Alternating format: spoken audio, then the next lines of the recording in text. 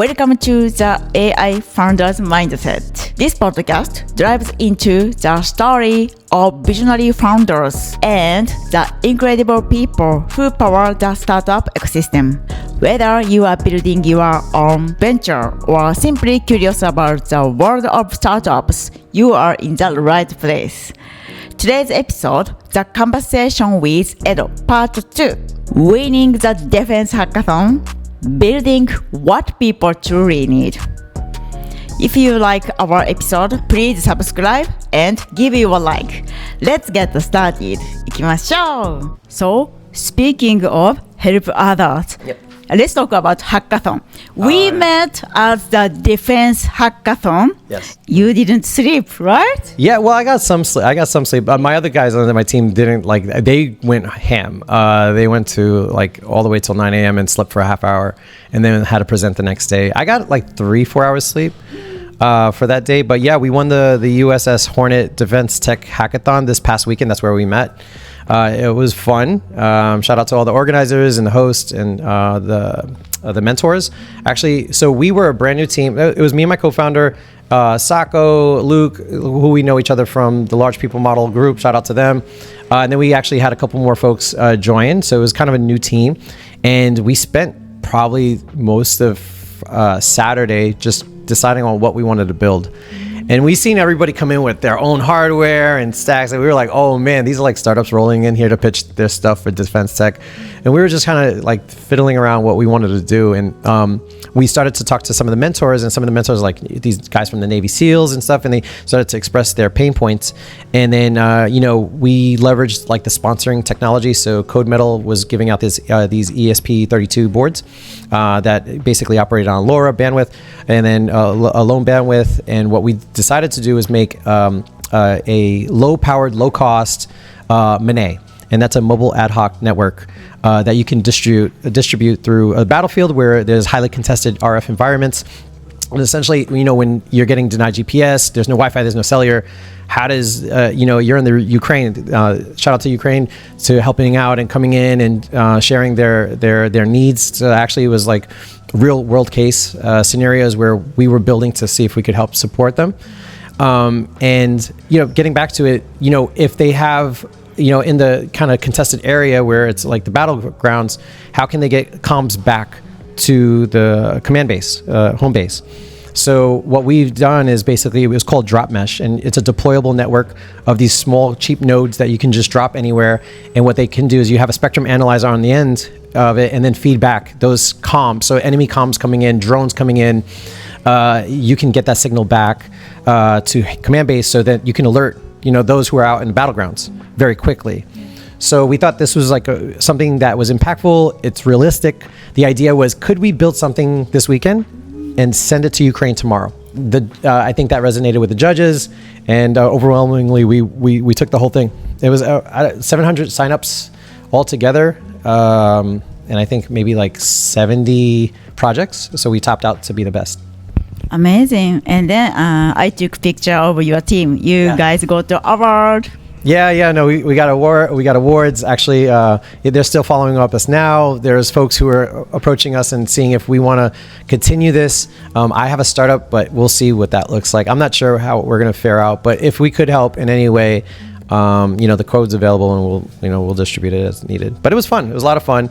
That was my first hackathon in a long time. Really? Yeah. I think the last one was Craft Ventures Hackathon. That was a year and a half. That was during Pivot Hell. So a great place to pivot is go to a hackathon and then, look at the new tools that are coming out. You might find mentors and find use cases that you can leverage and potentially spin up a new company. I know AGI House kind of supports that notion, is that if out of this hackathon you could build something.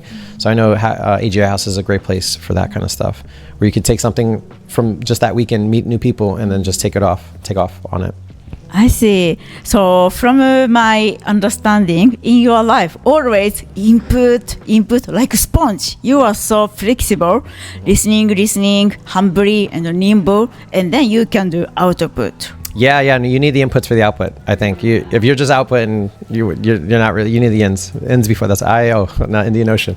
but that's the .io is owned by in the ocean. Anyway, but input, you need that input. You need some kind of signal to understand where the issues are or any efficiency is needed, and then you can output from there. So yeah, I'm all about listening. Listen more than you speak. Although sometimes I talk a lot. I'm a firm believer that you need to, especially when it's developing projects in any sort, from it's a startup or just any kind of tools, listen to the end user, what they need, and then build from there. That's why the first day, Saturday, your team nimbly listened Navy's people's real story, real pain point. Yeah. We spent the most time. I would say that, someone asked me on a LinkedIn thread. They were like, "What was the biggest challenge?" And I said, "Picking the actual problem." We were gonna do we could have did multimodal AI assessment for hand-to-hand combat. So then we could get some martial artists in and we could assess the training. But no one's really physically fighting in war these days, so it wasn't applicable. And then we wanted a hack spot, spot the little dog, but that was going to take more than a couple days to hack spot, through just RF. And I think that would have been tough. And then we started to talk to the mentors, and the mentor was like, hey, 90% of the Ukrainian fatalities is actually due to those drones. So if they could get alerts earlier, that actually could be a huge impact. Here's a spectrum analyzer. If you could build a mesh network around that can receive this message and get it back, that would be actually cool. He didn't give us the idea, but we started kind of bouncing it around and said, hey, what if we did this? And he says, oh, that might actually work. And then we started building from there. Yeah. I see. So tell us about the 3 key takeaways from this 2 days hackathon. What do you think? Build what people need. There's also build something people want, but build something people need. I think more need. Yeah, the more critical mission stuff, especially when it comes to this kind of aspect. Given limited resources, try to be as flexible and adaptable as possible. So you might not have the resources that others have, but just whatever you have in front of you, do the best you can. Deal with the best hand that you've been given. And then the final would be is to, through this hackathon, don't sleep until the job is done. I see. Yeah, don't keep pushing. And honestly, I think the reason we won is because we built the sensor. We built 5 sensors. We built the front end for it. We built a whole 3D scaled model of the USS Hornet and an AI-driven simulation of it. And I think we tried to squeeze in a movie. We actually took a movie of a full deployment, and that ship is kind of like a Faraday cage, meaning it's not very friendly for radio frequencies to bounce around. So running a pilot, running an experiment in there was actually pretty tough, especially with all the devices there. So we ran a pilot spreading the sensors out throughout the whole boat and even going to the top, and we ran through with a movie to show that we were actually connecting to each node. So it was actually really working. So that was fun to do. But I think because we stacked so many parts of the element of the pitch, I think it was overwhelming. When you looked at the other pitches, everyone kind of had just the project or just that. I'm not just knocking them, but I think we had so many elements to show that we put a lot of work in. That was really helpful. Thank you so much. And then, so before launch your Barricade AI, your passion is you are real connector to people. Yes. And then you passionate about fostering community and you guys made a hackathon, and then it made a hacker's house. Hackerspace? Yes. Could you share about this? Yeah. Now you probably put the link below, but I created a documentary on the first hackerspace in the U.S. Well, one of the first hackerspace in the U.S. called Hacker Dojo. I was executive director there for 5 years, and I was so passionate about that community. I actually did a documentary on how it came about. And it actually came from one of the first hackathons called Super Happy Dev House. And it all started from LG LAN, watch the link, but it came from a LAN party, right? And people would just come in, some high schoolers would come in and connect their computers. I was still in New York at this time, by FYI. And then this meetup got bigger and bigger and bigger, and they started to do it in people's houses, and the moms would cook all weekend. And this was the original hackathon, just to come in and jam out and share ideas. And at the end, you'd have a lightning talk. So there was no judging, no sponsors. It was literally build for the weekend and then share what you built through like a lightning talk. So have you ever heard like lightning talks? That's actually where it came from. So you just shared really quickly what you did, showed some code, and at the end you kind of did a postmortem on like, hey, I actually want to jam with you. I want to jam with you. And then things that like the hashtag came out of it. Chris Messina, he was a part of the community. Travis Kalanick was a part of the community. I'm not going to do too many name drops, but a lot of very early in Silicon Valley when there wasn't all these events happening. Like we have 100 events a week here. Before then, it was waiting for that Super Happy Dev House meetup. This is like early 2000s here in the Valley. Before iPhone, right? This is before the iPhone. Yes. There was actually Google Translate. Octavio, I'm messing his name. Octavio Good, I think. He was a creator. It was called Quest Translate, and he was taking one of the first early iPhones and showing translation of another language. So he built that. I don't know if he necessarily built it in Super Happy Dev House, but he was building on it at the Super Happy Dev House. But there was a lot of great. It was all about the techquisitive and those who wanted to just build, but it wasn't really for profit. It was like, what cool shit can we build? That was really fun. So essentially, that happened so many times. They were like, we need a place we could hack 24/7. And they were like, oh, let's put together this thing called the Hacker Dojo. And the idea of Hacker Dojo was a place where you can build 24/7. And this is before co-working. So Brad Newberg is one of the creators. He coined the term co-working. And then he did, Barcamp and that was actually the first tweet, hashtag tweet. So this thing goes all the way back. Like if you start uncovering, I was really excited about like all the different things that came out of this community. So that's what made me really passionate about it. So yeah, it was fun. I did that documentary. Check it out. It's really quick, 15 minutes.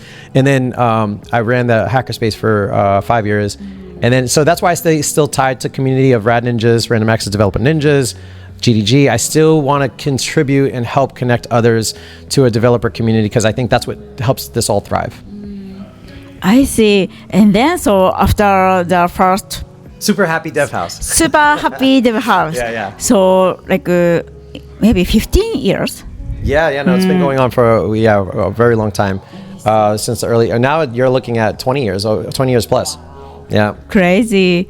And then so you are already have your startup and also still you love community. Yeah, community is key. Yeah. I'm not a big fan on monetizing community. That can be a hot take, but this is my fourth startup, second time founder. I taught myself how to code at the Hacker Dojo. Wow. So I was a member there. I came here I came to Hacker Dojo in like 2014, so like 10 years ago.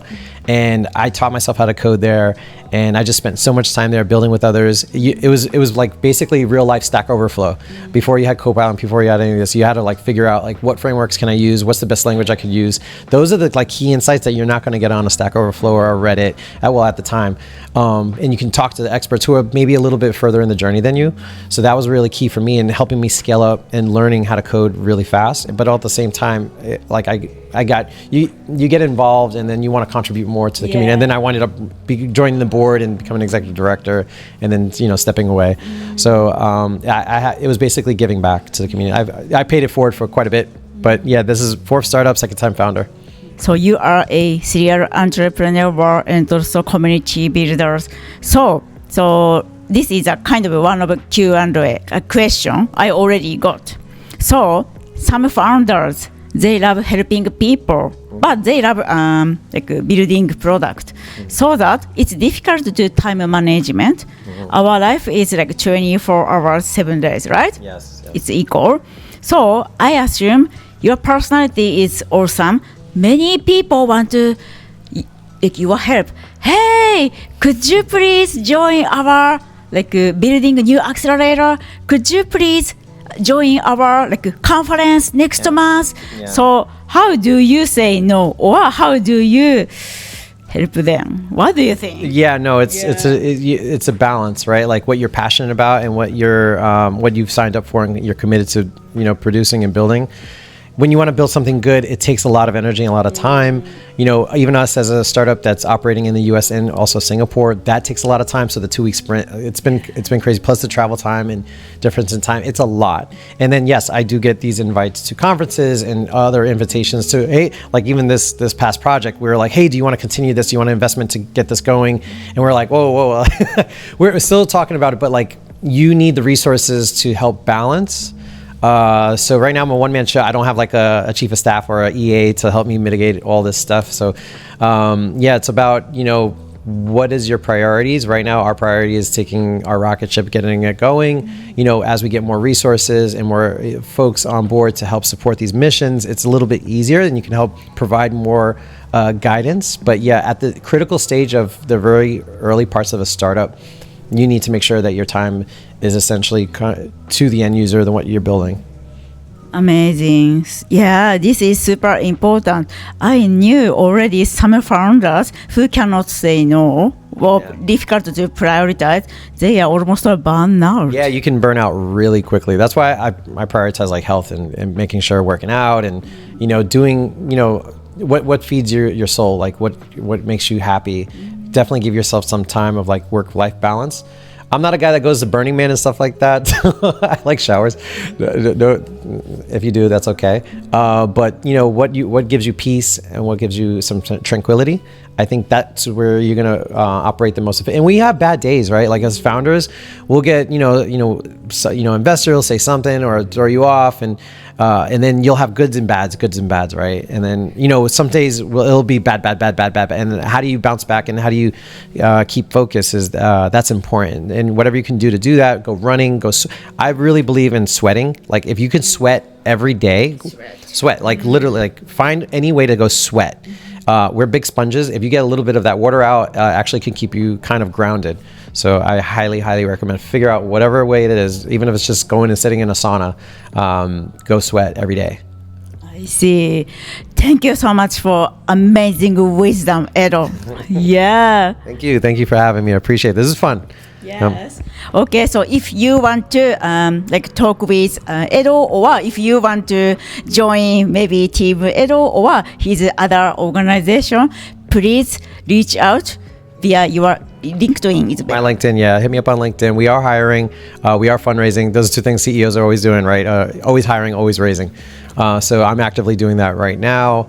But feel free to reach out. And any questions or how I can help, let me know. Okay, thank you. Thank you. Bye-bye. Bye. Perfect. The 3 key takeaways from a conversation with Edo, part 2. Okay? 1. Listen, adapt, and build what people need. Edo emphasized the importance of listening to real-world pain points, as demonstrated during the Defense Hackathon. By engaging with mentors and understanding critical challenges, like communicating in contested environments, his team successfully built DropMesh, a deployable mobile ad hoc network that addressing urgent needs. This underscores the value of staying flexible and focusing on solutions that deliver immediate impact. 2. The power of community and collaboration. From co-founding startups to running hackerspace like Hacker Dojo, Edo's journey shows the strength of the building and engaging with communities. Hackathons like this Defense Hackathon are not only platforms for innovation, but also opportunities to connect, learn, and contribute to a collective mission. 3. Balancing passion and prioritize. As a serial entrepreneur and community builder, Ed highlights the importance of prioritization and self-care.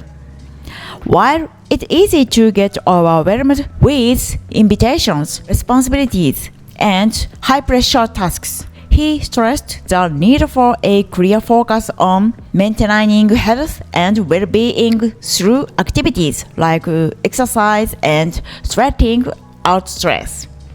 Yes, okay, thank you so much for watching our episode today. Please subscribe our channel and also give your like. Okay, bye bye, またね。